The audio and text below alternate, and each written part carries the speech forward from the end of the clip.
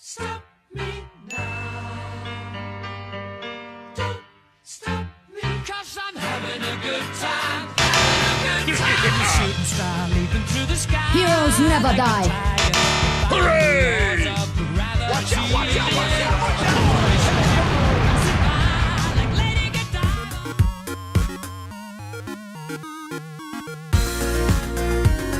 Hey guys, what's going on? It's Ash here coming at you today in Clash Royale. Today I've collaborated with Ernie C3. He's a fellow Clash Royale YouTuber who does great quick tip videos that I highly recommend you guys check out. Today we'll be looking at Magic Archer. If you guys want to see more content like this with other cards in Clash Royale, be sure to comment below and let us know which card to do next. Now for the tips. Number 1. He is the best building sniper in the game, and you should treat him as such. He can snipe buildings up to 4 tiles away from the river. It's an excellent idea to place your Magic Archer at the river as soon as your win condition, especially ones that target buildings, crosses the bridge. If they place a spawner, the Magic Archer can chip away at the building and the swarms coming out. If you know they are a mortar user, watch out. As soon as your building targeting win condition enters the defensive mortar's blind spot, the mortar will most likely lock onto your Magic Archer. If you know they have mortar, wait until your win condition enters the blind spot, and then add a mini tank near the opposite bridge, such as an ice golem. Once the mortar locks onto the mini tank, you can then place your Magic Archer safely at the river to snipe.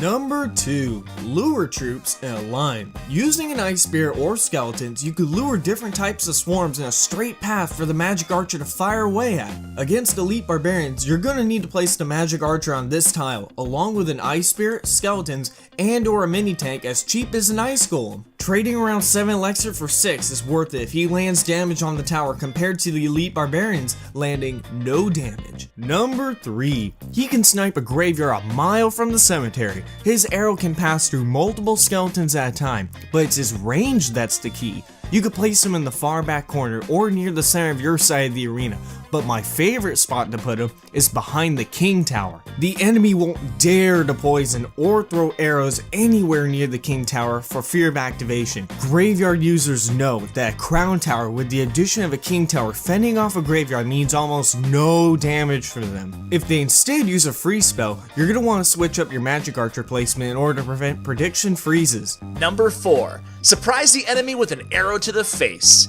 You can use the Magic Archer's long projectile travel range to snipe at units and the tower.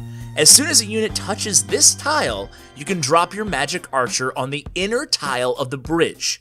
You want to be careful, however. You don't want to use this strategy against high damage range units. You want to aim for tanks, low damage units, or swarms in a straight line, such as the Witch's skeletons.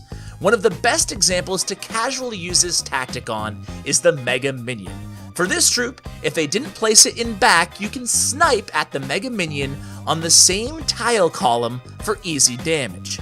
As for the Princess, while using this tactic on her seems like a negative trade, it isn't because of the tower damage you can get off before and after killing her.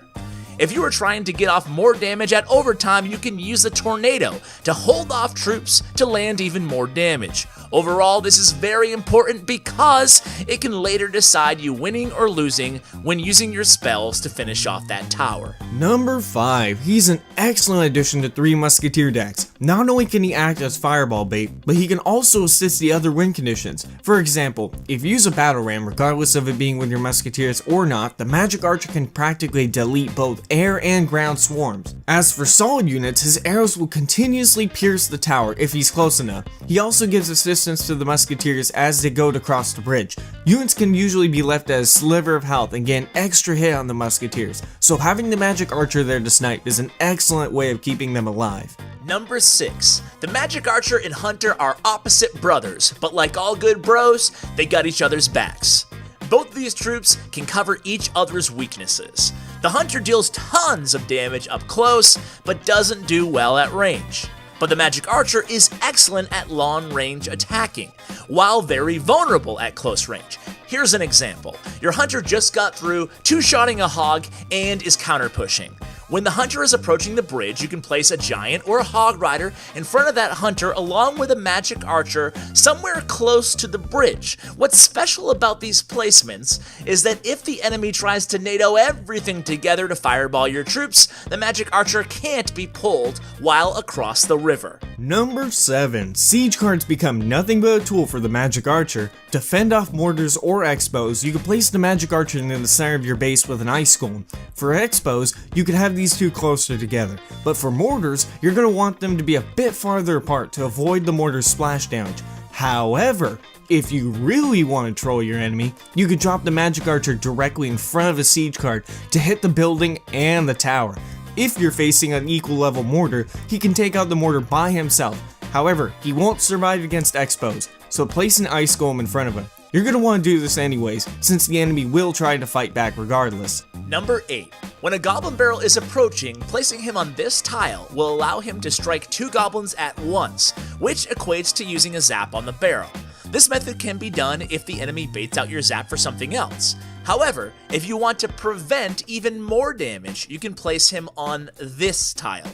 While your magic archer gets damaged a bit, you just save your tower from taking 100 more damage than the previous method, which can be a game changer when it comes to using spells to finish off their tower. Number 9. Protect your magic archer when he's sniping away.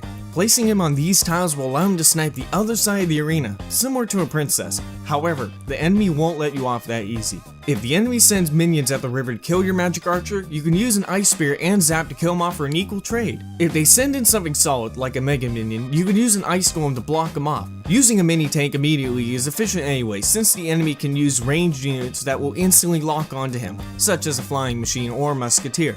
Number 10. When your opponent drops their 3 musketeers in the back, you can kill off 2 of them at the bridge with the help of a log. However, your enemy isn't stupid. While they may not be able to predict it the first time, they will surely the second.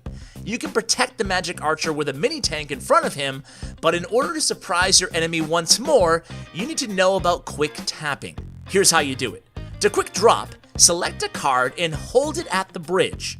While holding one card, select another card by tapping it with your other hand.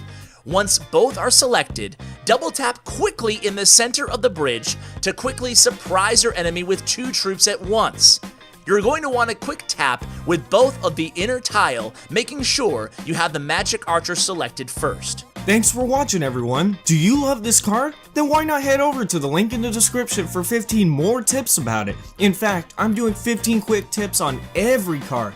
So if you want to learn more about your favorite card, please come visit my channel. And finally, if you haven't already, please subscribe to Clash with Ash. The amount of effort he puts into providing for his audience is unbelievable, and you're subscribing to a good guy. Anyways, thanks for watching today on CWA. Hey guys, I hope you enjoyed this collab with me and Ernie. Make sure you subscribe to Ernie. He's a great content creator. Really appreciate all of you guys watching. Huge shout out to Bren Chong, my YouTube partner.